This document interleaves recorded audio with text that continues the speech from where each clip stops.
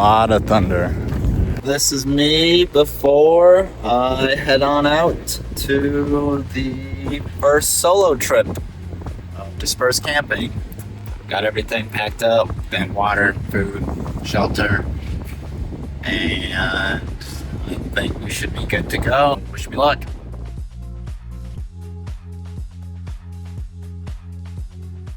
Here's the road I came in on, and here's the road that it kind of said to pull off onto. And this little divot area definitely freaked me out a little bit, but I can stick on that side and I should be good.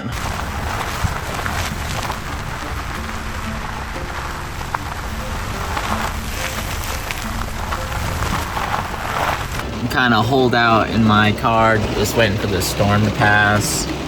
I got here around like 3:20, and I'm hoping you can see that like flash of lightning. You know, with the lightning, I am a little nervous to pitch up my tent.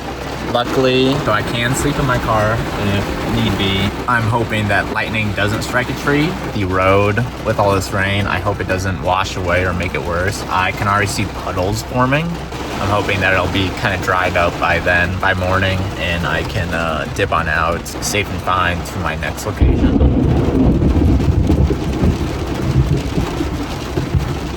You kind of have to be prepared, especially when you're out here alone, because it's like, man, you decided to go out and explore the wilderness. You got to be ready for what the wilderness is going to throw at you. One of the things that dispersed camping, especially solo, is really good at teaching you is figuring out what makes you comfortable versus uncomfortable. Where are your limits? What's your boundaries? I am really proud of myself because I was nervous to come out here and, you know, be on my own. You got to do what makes you feel comfortable to be able to do this. And I felt comfortable in my navigation of picking out at least potential areas of where I could disperse camp, and, you know, having the backup of like, okay, this one, the road was a little too rough or too out of my skill level, or worst case scenario, I can always drive all the way back home.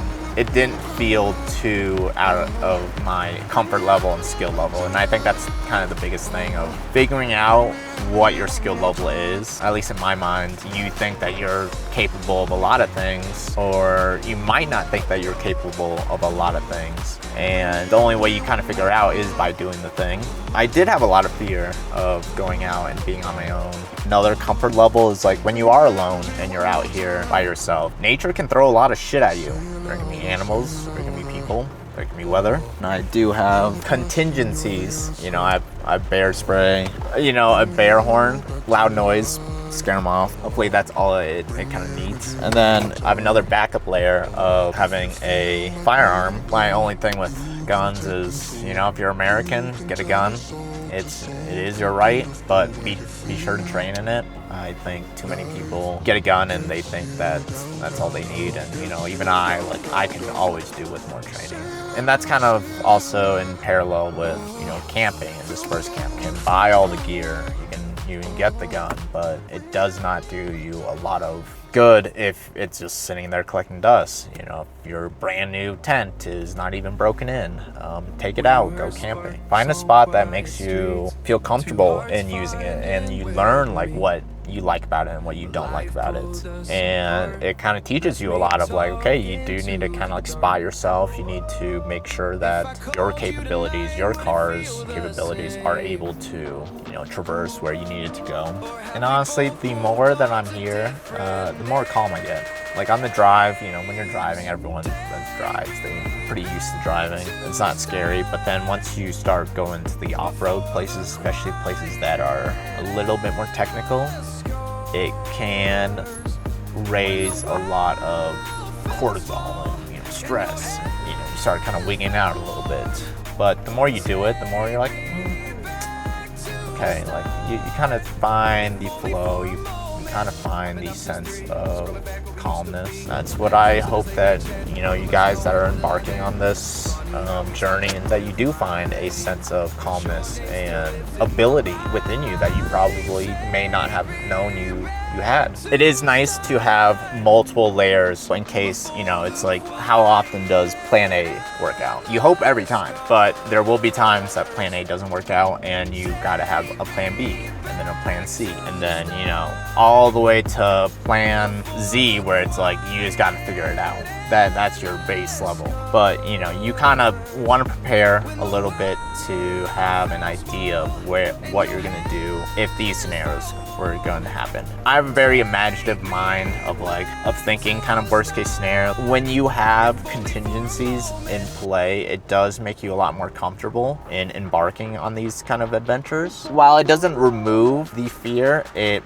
makes you a little bit more confident in tackling it and seeing how you do react in those situations. I think that's one of the coolest things about doing dispersed camping.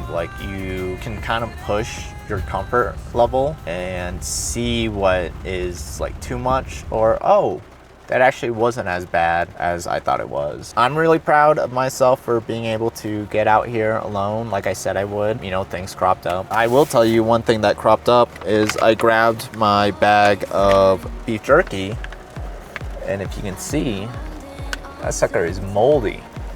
And guess what I did? I opened that bag, didn't even look in, popped up a little circle, and unknowingly ingested one of these suckers.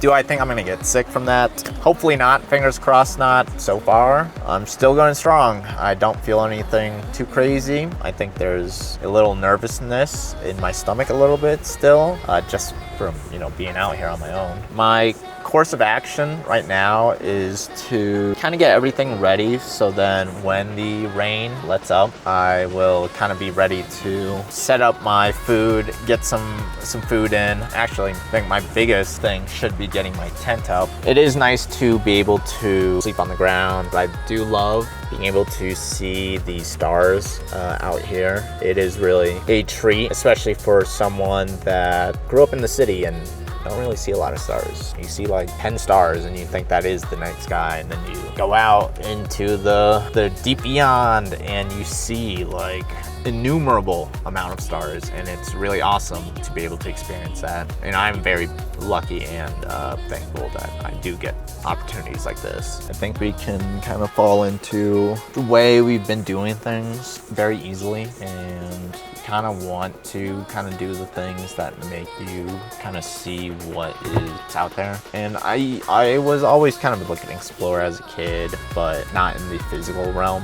I kind of had unfiltered access to the internet, and I definitely was seeing so many things that I should not have been seeing. But it didn't, it doesn't scare you as much because it's not like anything, you see on the internet is going to be able to kill you. I'm sure there's people out there on the internet that, if you do stumble upon into their lair, it is kind of dangerous. Exploring the physical world, man, you can literally die, and that is a sobering fact, and it can be a very scary thing to confront, and it can feel safer to just kind of stay in the home. So many times I've kind of said no, or had an idea pop in my mind and been too scared to act on it. And this is kind of my way of doing the baby steps of, getting out there into the world. And I hope that for the people watching, and, I am kind of speaking to myself, I hope that you guys have the bravery to take the small steps to go out and do the scary thing. It's like that little voice inside of your head that kind of says, I think this would be really cool to do, and to go do it or do some version of it. And I think you'll find, at least me, I do find that when I do go out and do these things, I find myself so much more capable than I believed myself. It's kind of like a two-way street of, on one hand, my ego is man, I could do it all. Then on the other hand, it's man, that ego is also scared, and it kind of tries a posture that it can do everything. I do think that is a reality of man, if you do set your mind to it, you can do whatever you want to do. That is kind of the beauty of inhabiting this body, is you can do a lot of things, and there are a lot of things for you to do. For me, it'd be I would run into issues of my mind telling me, my car is not capable enough, or I don't have enough gear, or I don't even know how to get started because, you know, I was raised in a city and I didn't even know hiking or, you know, going on trails was a thing. Part of that is just listening, kind of giving yourself space to listen to what your kind of soul or your true self is kind of telling you to move towards. And then when you get the objections that your mind tells you that you've been conditioned to hear, is to kind of walk through all those scenarios of, well, why can't you do this? Well, maybe, you know, if your car's not capable, maybe go for spots that don't require high clearance. You feel like even dispersed camping is just too out of the realm of your expertise at this point, then have the spot in mind, but then also have the backup of a developed campground or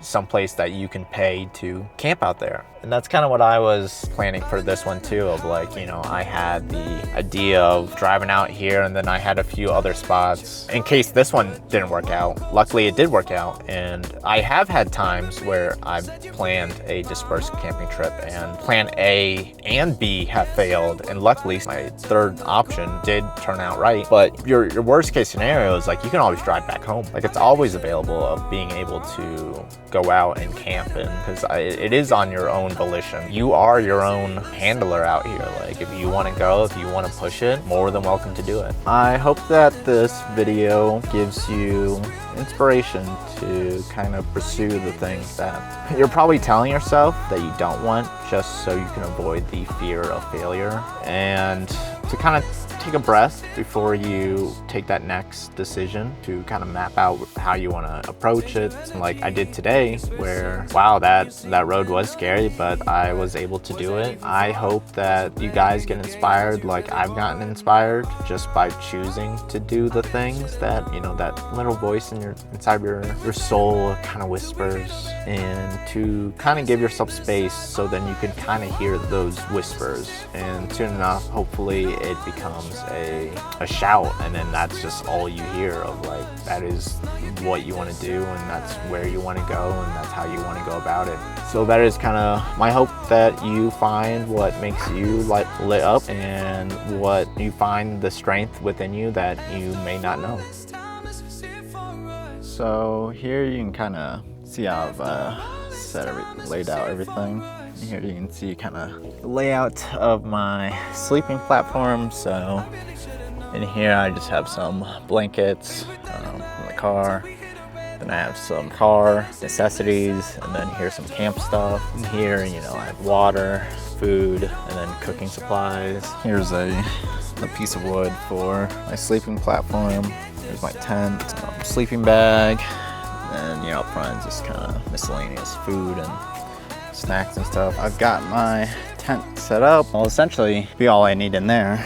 Then I've got my cooking stove out there. I've got my cold stuff here. I got the water here. Pro tip, if you are alone and you are a little nervous, you can always set up 2 camping chairs as kind of a buffer to be like, oh, well, there potentially might be more than just one person. I'm trying to set everything up right now just so I can cook really quick, because that sky is now looking dark again, and I am a little nervous that it's gonna have another thing of rain. Hopefully I didn't jump the gun too early, because I hear distant rain and thunder sprinkling a little bit, but got my food going, so hopefully that will be done soon enough. I'm just hoping I don't get rained out before then. So fingers crossed.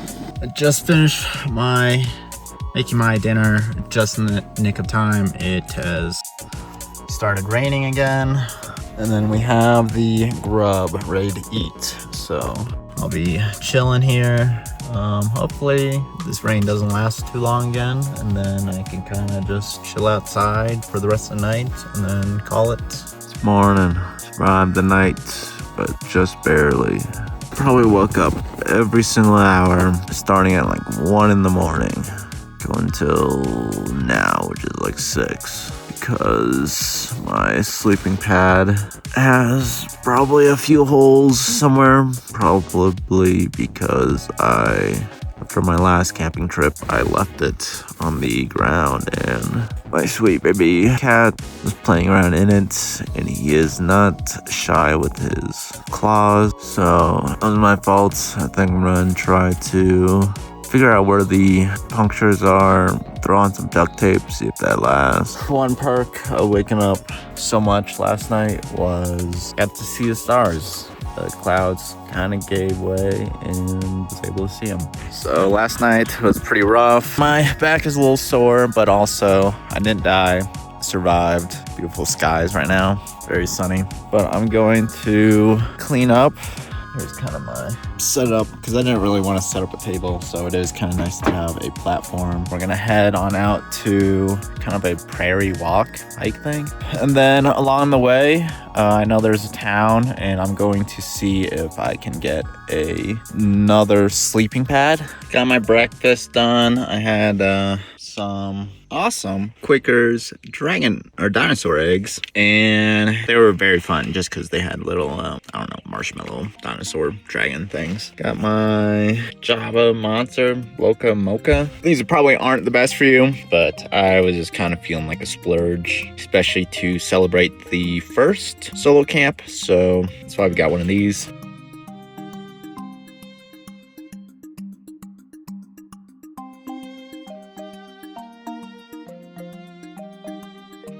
I have made it to the second campsite, and honestly, this campsite is so much better. It is so open. So yeah, you can kind of see it is just forest openness. The road here was easy to get to. I'm glad that I did the first night, just to do the hardest one and get over that hump of fear. But it is nice. There's actually some people down the way. I don't feel super isolated, but far enough away that I'm not really seeing them. And it's nice, I get some shade.